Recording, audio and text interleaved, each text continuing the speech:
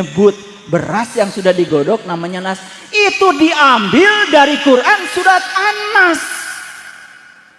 Cerita apa itu? Cerita apa itu? Cerita nas. Ini nas. Cerita manusia. Jadi sejatinya nas adalah nur.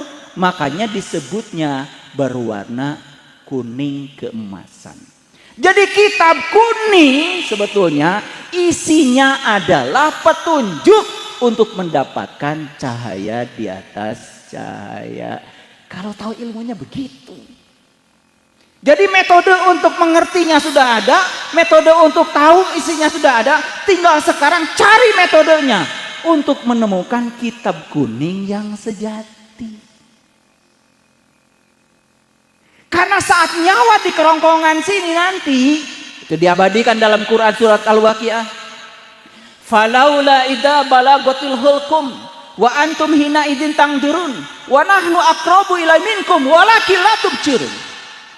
Ketika nyawamu sampai di kerongkongan nanti, saat itu kamu harus melihat. Saat itu kamu harus melihat. Wa antum hina idzin tangdirun wa nahnu aqrabu ilaihi minkum. Aku sangat dekat dengan kamu. Walakin la tubsirun. Tapi kebanyakan manusia saat itu dalam keadaan tidak melihat. Kenapa? Belum ketemu kitab kuning yang sejati. Makanya kitab kuning ada dua. Ada kitab kuning yang syar'i, ada kitab kuning yang sejati. Temukan dua-duanya. Kalau sudah menemukan dua-duanya, saya jamin gak takut mati lagi. Karena apa? Karena sudah ngalamin yang namanya ilmu mati sakjeroning urip. Jadi ilmu mati sakjeroning urip itu adalah ilmu luar biasa. Itu ilmu intinya para sunan, para wali. Cuman sekarang ilmu itu dianggap sepele. Padahal Rasulullah mengatakan dalam hadis, mut anta qabla mut, mut anta qabla mut. Belajar mati selagi hidup, belajar mati selagi hidup. Orang tua kita jauh sebelum Rasulullah mengatakan itu sudah mengatakan harus belajar mati sakjeroning urip. Makanya Nabi Yunus kan ditelan ikan. Itu simbolik, bukan ditelan ikan beneran. Gak usah cari ikannya di mana ditelannya, gak penting. Tetapi lihat ketika ditelan ikan, apa yang dikatakan Nabi Yunus? Apa coba? Apa? La ilaha illa anta. Kok ditelan ikan tetapi ngomongnya la ilaha illa anta. La ilaha illa anta. Tidak ada Tuhan kecuali Engkau. Tidak ada Tuhan kecuali Engkau. Ngalamin apa sih Nabi Yunus saat itu? Ngalamin apa? Itu adalah liqau. Itu adalah perjumpaan. Itu mengulang kembali kalimat alastu bi rabbikum qalu bala syahidna. Apakah aku ini Tuhanmu? Yes. Aku menyaksikan. Makanya saat itu yang dikatakan Nabi Yunus apa? La ilaha illa anta. Itu esensinya. Saya berbicara esensi karena waktu saya terbatas.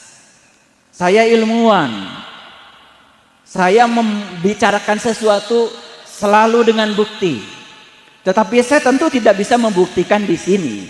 Kalau ingin membuktikan, ayo kita belajar. Ada ilmunya, ada caranya.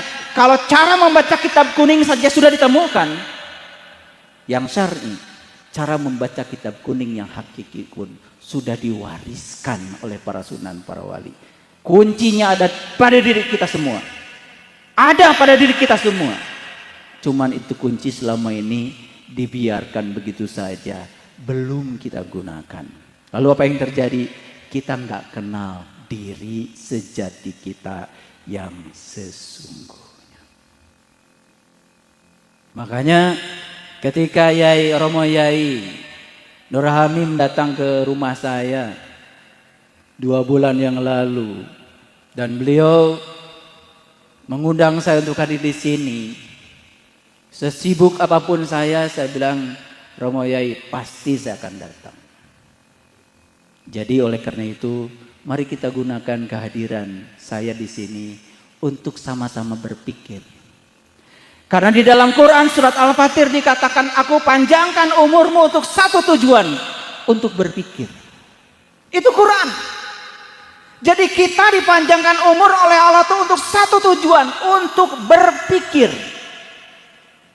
Tahu nggak berpikir itu seperti apa? Sudah tahu nggak berpikir? Udah pada bisa berpikir? Kalau berpikir menggunakan apa? Menggunakan apa?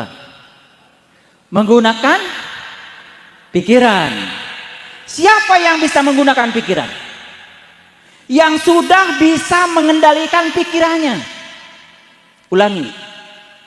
Saya tidak sedang cerita urusan sekolah. Siapa yang bisa berpikir adalah mereka yang sudah bisa mengendalikan pikirannya, bukan yang dikendalikan oleh pikirannya. Pertanyaan saya sederhana. Ayo jawab semuanya. Saat ini kita mengendalikan pikiran atau kita dikendalikan oleh pikiran? Ayo jawab. Mengendalikan pikiran atau kita dikendalikan oleh pikiran? Jawabannya apa? Dikendalikan pikiran. Sepanjang kita dikendalikan oleh pikiran, sepanjang itu pula kita tidak bisa menggunakan pikiran. Karena pikiran justru menggunakan kita, bukan kita yang menggunakan pikiran. Itulah pentingnya kita belajar kesadaran.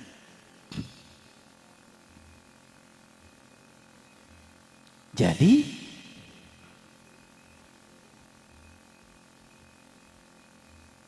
yang akan ditinggikan derajatnya itu cuma satu. Siapa tadi? Orang yang berilman dan berilmu. Ayo lihat saya. Pada saum nggak kemarin? Pada saum? Pada saum? Tahu nggak? Saum itu kegunaannya apa? Pernah membaca nggak pemenang hadiah Nobel bidang kedokteran? Namanya Profesor Yoshinori Ohsumi. Pernah dengar gak? Belum dengar? Nah ini pentingnya iman dan ilmu dipadukan. Kita sudah menjalankan saum, tapi selama ini tidak tahu apa sih alasannya saum. Ternyata Profesor Yoshinori Ohsumi mengatakan ketika seseorang sedang saum, lalu perutnya lapar, saat perutnya lapar maka di dalam dirinya akan dibentuk yang namanya protein autophagisom. Protein autophagisom itu adalah protein raksasa yang akan memakan sel-sel mati dalam tubuh. Makanya kalau orang saumnya benar, selesai saum sebulan penuh, wajahnya langsung beda, lebih segar, lebih fresh, jauh dari penyakit. Zamannya Nabi Muhammad sudah disunahkan kita saum Senin Kamis, seminggu 2 kali. Belum ada riset ilmiahnya. Tapi sekarang Profesor Yoshinori Ohsumi mengatakan sebaiknya seminggu 2 kali kita latihan melaparkan tubuh. Buat apa? Untuk membentuk protein autophagisom. Inilah pentingnya iman dan ilmu dipadukan. Makanya Romo Yai Nur Hamim mengundang saya, tolong katanya Yai Saiful datang ke pesantren kami, tolong jelaskan pentingnya ilmu dan iman itu dipadukan. Saya ahli fisika material elektronik. Loh kok saya bisa berdiri di sini? Umur 18 tahun alhamdulillah. Walaupun tidak sempurna tetapi ya 30 juz Quran sudah mulai bisa dipahami. Begitu kita tahu Quran, kemudian kita tahu sains, begitu saya padukan antara fisika dengan metafisika ternyata simetri. Disitulah iman kita akan bertambah kokoh. Itulah pentingnya kita mengintegrasikan antara iman dan ilmu. Coba perhatikan. 90% uang dunia sekarang ada di tempat yang ada sentuhan IT-nya. 90% uang dunia ada di tempat yang ada sentuhan teknologi informasinya. Bayangkan, 90%. Saya tempo hari pergi ke Prodia, cek darah. Kalau cek darah biasanya disuruh puasa 12 jam. Makanya saya mulai puasa jam 8 malam, kemudian jam 8 pagi baru tes darah. Selesai tes darah jam 10, saya nyamperin tukang bubur di depan laboratorium. Begitu saya mau beli bubur, bubur sudah tidak ada. Habis, Pak. Loh, kok habis? Ya lihat, Bapak. Ya, di situ masih ada antrian orang-orang yang mau beli bubur yang pakai baju hijau-hijau itu. Menggunakan aplikasi namanya GoFood. Karena tukang bubur ini kreatif, dia hubungkan dengan online. Dia hubungkan dengan GoFood, apa yang terjadi? Dulu orang dagang bubur di pinggir jalan, nunggu saja orang datang. Sekarang tidak usah nunggu orang datang. Hubungkan secara online ke semua tempat yang perlu bubur, tinggal cari di telepon, dan orang yang perlu bubur tinggal klik, datanglah gosen. Lalu beli bubur. Luar biasa bukan? Sekarang coba bedakan. Orang yang tidak mau mengadaptasi teknologi informasi, maka sekarang mungkin ketinggalan bisnisnya.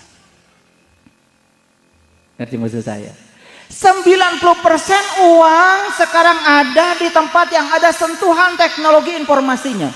Makanya saya tanya kepada Romo Yai, apakah di pondok pesantrennya Romo Yai itu ada pengetahuan umum?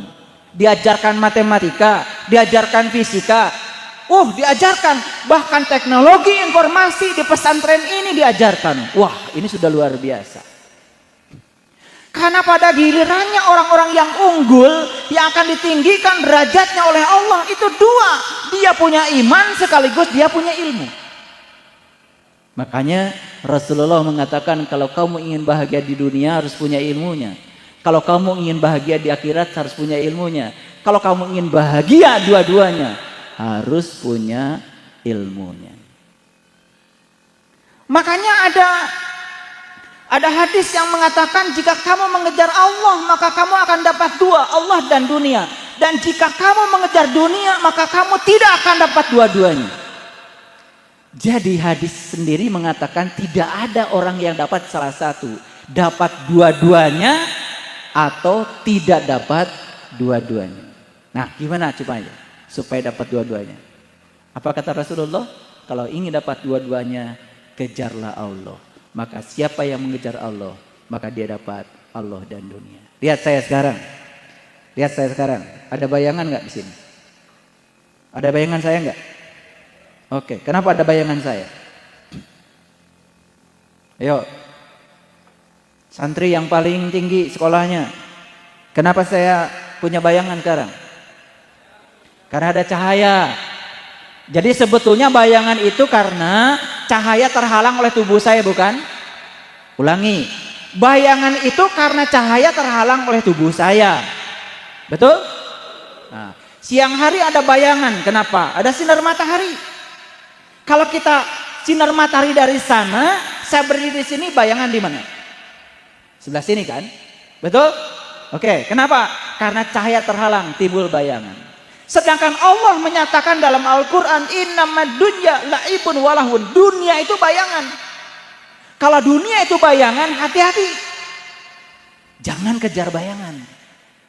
Karena bayangan gak bisa ditangkap. Coba sekarang. Gimana caranya supaya bayangan ini ikut saya? Ayo, mikir. Hah? Orangnya? Ini sumber cahaya. Bayangan di sini. Gimana caranya supaya bayangan ikut saya? Saya bergerak saja mendekati sumber cahaya.